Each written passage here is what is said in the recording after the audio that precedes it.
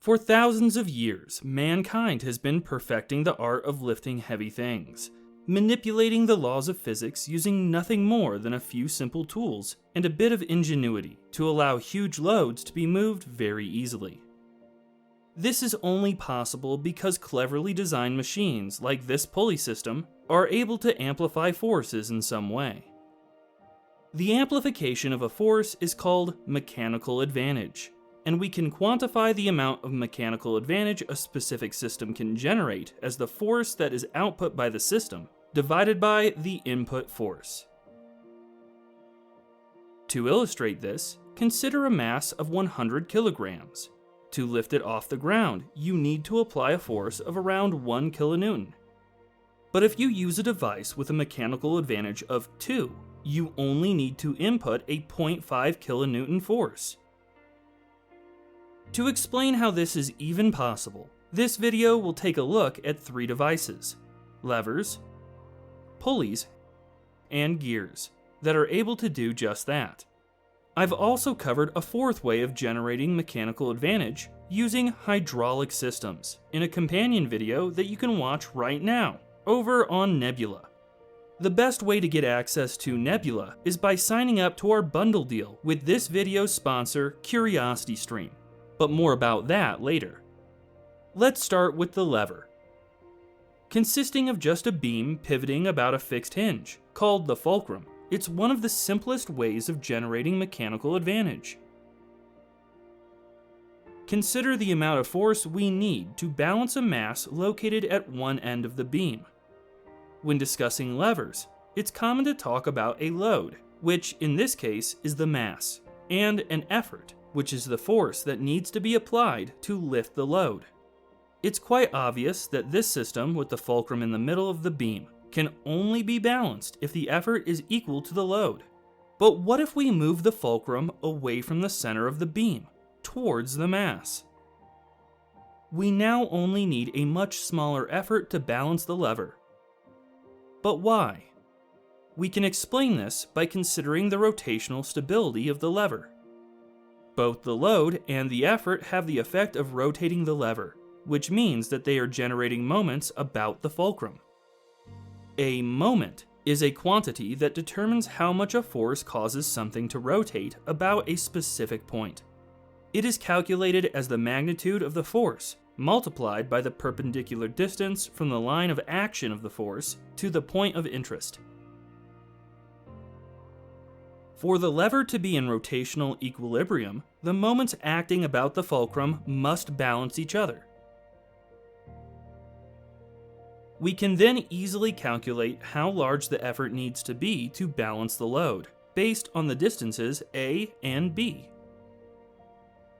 Earlier, we defined mechanical advantage as the ratio of the output to the input force, so we can see that for a lever, it is calculated as the ratio of the 2 distances. By moving the fulcrum, we can change the mechanical advantage. Putting it very close to the load means we will be able to lift the mass with a much smaller force, which is incredibly useful. It might seem like the lever is somehow breaking the laws of physics by turning a small force into a much larger one, but it's important to remember that levers don't actually create energy. The amount of energy used to lift a mass is equal to the magnitude of the applied force, multiplied by the distance over which the force acts. So although the force applied to lift the mass when using mechanical advantage is smaller, it needs to be applied over a longer distance.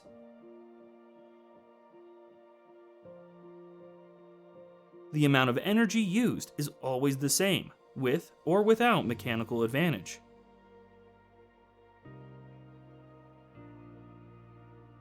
All devices that generate mechanical advantage work on this same principle. They convert a small force applied over a long distance into a large force applied over a short distance. The pulley, which is essentially just a wheel containing a groove through which a rope or cable can run, is a bit more difficult to understand than the lever, but opens up even more possibilities for generating mechanical advantage. Let's look at a simple configuration where a rope is passed through a single pulley and is attached to a mass. If a large enough force is applied to the end of the rope, the mass can be lifted. This system allows us to redirect the force needed to lift the mass, so that we can pull on the rope at an angle instead of having to lift the mass vertically off the ground, but it doesn't actually provide any mechanical advantage. If the mass has a weight of 1 kilonewton, a 1 kilonewton force has to be applied to the end of the rope to lift it. Because the rope is being pulled on by the applied force at one end and by the weight of the mass at the other, it's subjected to a tensile load of 1 kilonewton along its entire length. In reality, a slightly larger force will need to be applied to compensate for friction at the pulley. But to keep things simple, we'll assume that the pulley is both frictionless and massless. Let's look at a different setup now, where the pulley is flipped upside down and is attached to the mass instead of the ceiling. This small modification completely changes how the system works. It might seem impossible, but we now only need to apply half the force we previously did to lift the mass. This system has a mechanical advantage of 2. The reason is that the mass is now supported by 2 segments of rope, instead of just 1.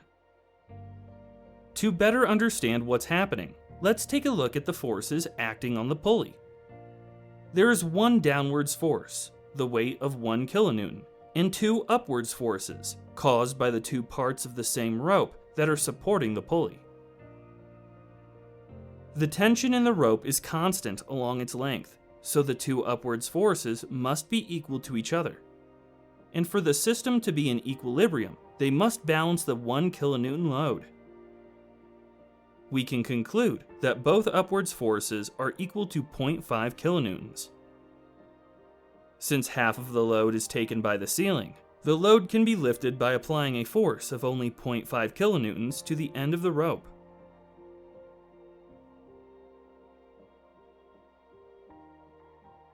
To make this system slightly easier to use, we can add a second pulley, so that instead of pulling up on the free end of the rope, we can pull on it at an angle. Like with the lever, the cost of dividing the force needed to lift the mass by 2 is that we have to apply that force over double the distance. The additional distance comes from the fact that 2 segments of the rope need to be shortened to raise the mass, instead of just 1.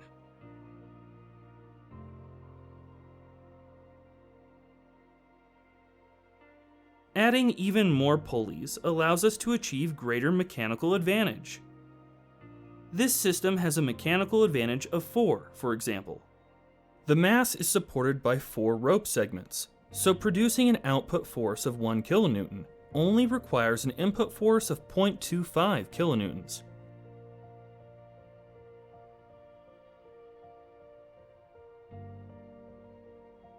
Because using this many pulleys takes up a lot of space, the individual pulleys are usually combined into 2 blocks. One movable block that moves with the mass, and one standing block that is fixed to the ceiling.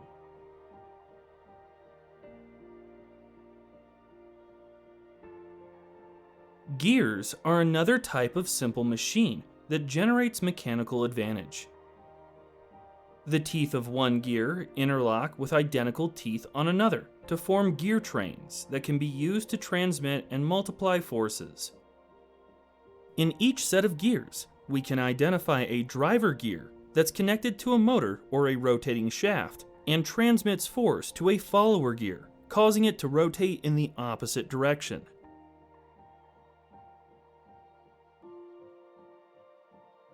In this case, the follower gear, which has 20 teeth, is smaller than the driver gear, which has 40 teeth. Since the circumference of the larger gear is twice that of the smaller gear, the smaller gear must rotate twice for every 1 rotation of the large gear. This configuration is called a speed multiplier. The follower gear is rotating twice as fast as the driver gear. To understand how gears can generate mechanical advantage, Let's look at how force is transmitted through the system. This motor provides a torque of 100 Newton meters to the driver gear. Torque is a moment that acts about a longitudinal axis and is calculated as the magnitude of the force multiplied by the distance to the axis of rotation. The torque of 100 Newton meters is equivalent to someone turning the shaft with a force of 100 newtons at a distance of 1 meter, or a force of 200 newtons at a distance of half a meter, for example.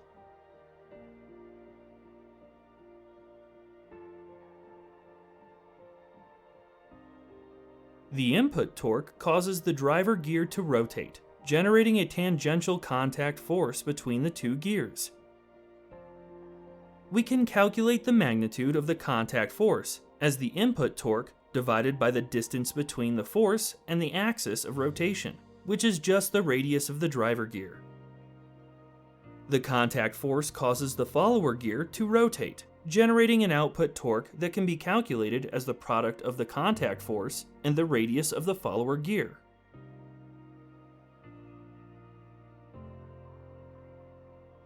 This tells us that the mechanical advantage of this system is given by the ratio of the radii of the two gears.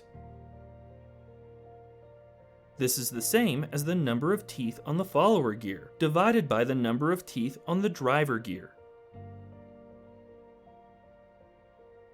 With 40 teeth on the driver gear and 20 on the follower gear, this particular system has a mechanical advantage of 0.5.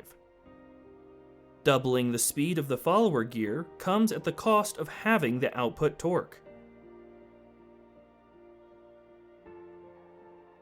But if the smaller gear is the driver gear, the system will have a mechanical advantage of 2. The output speed is halved, but the output torque is double the input torque.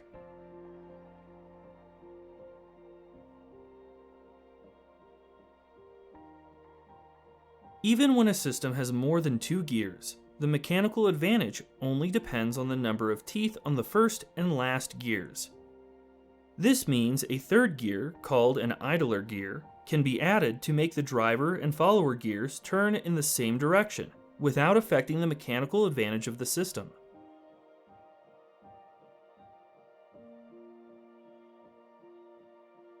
Using a small driver gear to turn a large follower gear and generate large torques is how a hand winch works. A drum around which a cable is wound is attached to the large follower gear, and the small gear is driven by turning a handle. The larger number of teeth on the follower gear means that the input torque from the handle is amplified, allowing heavy objects to be moved by the winch.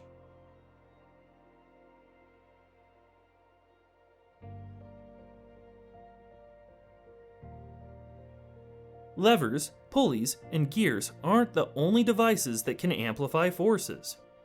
Hydraulic systems, like you would find in a hydraulic press for example, use the incompressibility of liquids to generate mechanical advantage, which makes them useful for applications like the deployment of landing gear in aircraft flight control systems. If you're interested in learning more, I've just published a video on nebula that goes into the detail of how exactly hydraulic systems are able to generate mechanical advantage, and the different components you need to build a functioning one. Nebula is a crater-built streaming site that's home to a growing collection of exclusive or extended efficient engineer videos, but also loads of ad-free content from over 100 other educational creators on the platform. And here's the best part. You can get Nebula for free if you sign up to CuriosityStream, who have kindly sponsored this video. Where Nebula is the home of independent, thoughtful content, CuriosityStream is all about big-budget, high-quality documentaries. And with thousands to choose from, you'll always be able to find something interesting to watch. One excellent series I'm watching at the moment is Bridging the Expanse. With impressive animations and interviews with leading engineers, its 6 episodes celebrate the beauty of bridges, highlighting the most spectacular and innovative bridge designs, and charting how the form and function of bridges have changed as bridge materials have evolved, from wood to stone, stone to iron, and Iron to Steel. It's just one of many great documentaries on CuriosityStream. With the CuriosityStream and Nebula bundle deal, you get access to thousands of amazing documentaries on CuriosityStream and loads of exclusive content on Nebula, including all of these efficient engineer videos you probably haven't seen yet. And if you sign up using this link, it will cost you less than $15 for an entire year. It really is a great deal. So head over to curiositystream.com/efficientengineer or click the on-screen link now to get the bundle deal. And that's it for this look at Mechanical Advantage. Thanks for watching.